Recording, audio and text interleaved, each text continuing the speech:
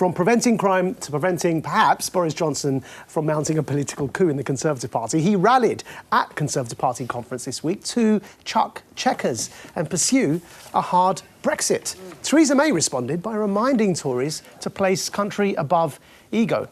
Wait, what?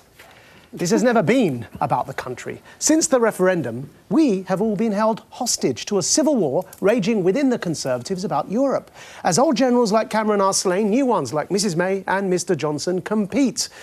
This was Boris's boldest bid yet for power.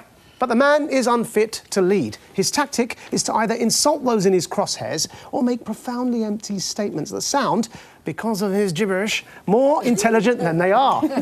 Let's support the market, says the man who recently said, F business. He has nothing of substance to contribute, as he proved when he was Foreign Secretary. The rest of us, politically homeless, are faced with a choice in any future general election between the devil and the deep blue sea. And that's just not good enough. Phil.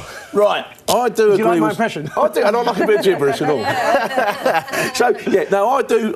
Look, I think Boris, all right, when you look at the Conservative Party, OK, they've got they're a bunch of no marks, basically. I've not heard of half of them, do you know what I mean? But the one voice that comes out every time, the one person that's always in front of that party, Boris Johnson, all right? So, in terms of leader, he's a natural leader. He's there. He's at the front. He's always in the press. He's always being talked about. He's always doing something, all right? So, in a time when they're struggling for leadership, for me personally, I think he's the best one they could take.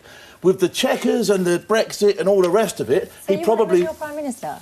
Over Theresa May. You just said that. He's on TV a lot. That's not leadership. Kim Kardashian's on TV. No, right, so... No, you're reading me completely wrong, Matthew. Right, listen to me. Right, like, he is in the public eye. He's out there. He's outspoken. He's standing up for what he believes, etc., etc., etc., OK? That's all part of part. It's his team. It's his team. So what if I told you what the public actually thinks of him? So if we have a look at these stats, we see that, actually, interestingly, Theresa May polls currently ahead of Jeremy Corbyn, and so more people would currently vote for Theresa May than Corbyn, whereas if you look at Boris as opposed to Corbyn, look at that, 50-50. And, you know, I've got to say that if you look at the Tory party voters, within the Conservatives, Boris polls Phil at the highest. Everyone loves him, what you've just said, within the party. But with the public, he polls the highest in the negative ratings at 57% of voters saying they don't like him. And that kind of tells me that the Tory party and perhaps Phil Campion are out of touch with the public. All right, I'll do your figures, but let's have a look at what Nadine's got to say about him, because she says he's a winner. Right, so let's have a look at this. Great oracle. God. He's a winner. He's somebody who delivered the Leave referendum votes for the UK. He has a proven track record of achievement. He's won the City of London twice as mayor. He's the most popular MP in the Conservative Party amongst the Conservative grassroots. We need more than ever to have somebody in number 10 who has popular support from the people, and Boris Johnson has that, and who can win for the Conservative Party.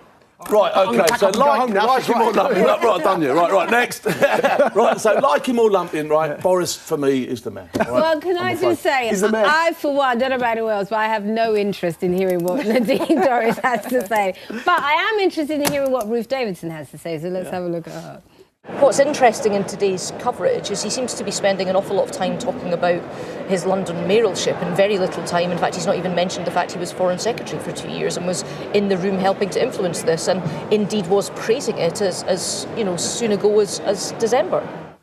How about that? Well, I can tell you something else he's been spending a bit of time doing. Who could miss our little frolic in the wheat fields last week? Boris didn't have time to talk about his time as Foreign Secretary, but he did have time to remind us all. And, you know, I'm always finding myself inspired by Boris Johnson. He's such an inspirational figure. I just couldn't resist. Oh, you didn't. But, you know, the one thing I'll say is when you are getting close to the wheat, you run a serious risk of encountering something like this. Oh, there he goes. You have been warned. Wow. I'm telling you, there was people put on standby yesterday afternoon because of that.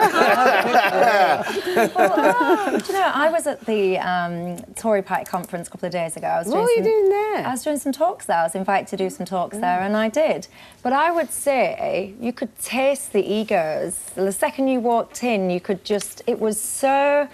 I found it such an extraordinary experience, and I think what's going on in politics at the moment is terrible. So I am politically homeless. If there was an election tomorrow, I don't even know what I would do. Last time I was forced to stand myself because there was no one for me to vote for. And I think, what would I do now? I think that they're letting us down. I think all of this constant fighting and bickering. I think Boris Johnson is a PR extraordinaire. That's why he's all over the press all the time, because he knows what to say and how to say it and when to say it, and get the column inches as a result. I don't necessarily think that makes you leadership material just because you know how to be provocative and controversial. I wouldn't like to see Boris Johnson as our next Prime Minister. What I would like to see is politicians coming together, stopping their infighting, and as best as is possible, picking a side on Brexit, for want of a better issue, and coming together and working collectively instead of fighting and undermining. Needs a bit of teamwork, doesn't it? I mean, but just before Theresa May went on to do her talk, someone, and I've got to be honest, I didn't even really know who he was. He's there and he's pitching his vote of no confidence and his letter of no confidence to Theresa May, and I'm thinking, why? What are you doing? Like, just support. You might not like her. Here's just a bit support. of harmony for you, Michelle. It's a shame that our Rachel's not here this week, but we know exactly where she was. Have a look at this. What did you think, Rachel? Because I know you're a Remainer.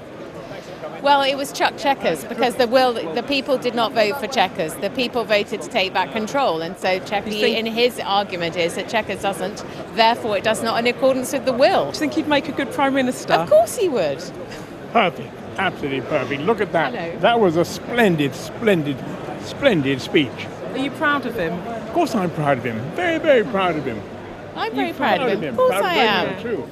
Not necessarily exactly what I've heard Rachel saying when she's sitting around this table, Yeah. but just to kind of bring in a serious note, because I think it actually is serious when we talk about Boris potentially running the country. This is a tweet from our other favourite Maajid, the Lord Mayor of Sheffield, and he says this, which I agree with. Boris Johnson isn't funny. Boris isn't harmless. Boris is a posh-speaking, fancily dressed, racist, mop-head imbecile. Him being passively accepted as a benign and reasonable potential leader of this country genuinely makes me sick. Is he I referring agree. to the Piccaninny smiles, watermelon And that's why smiles? he's got a watermelon. Yeah. That's one of the racist obviously things what that he Boris said has about Muslim women.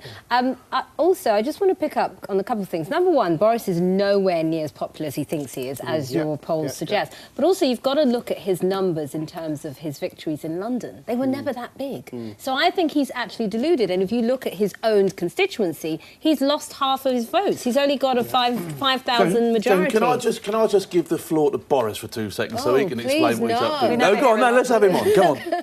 Such a mistake of us or is such a mistake of us to leave on the Chequers terms, locked in the tractor beam of Brussels.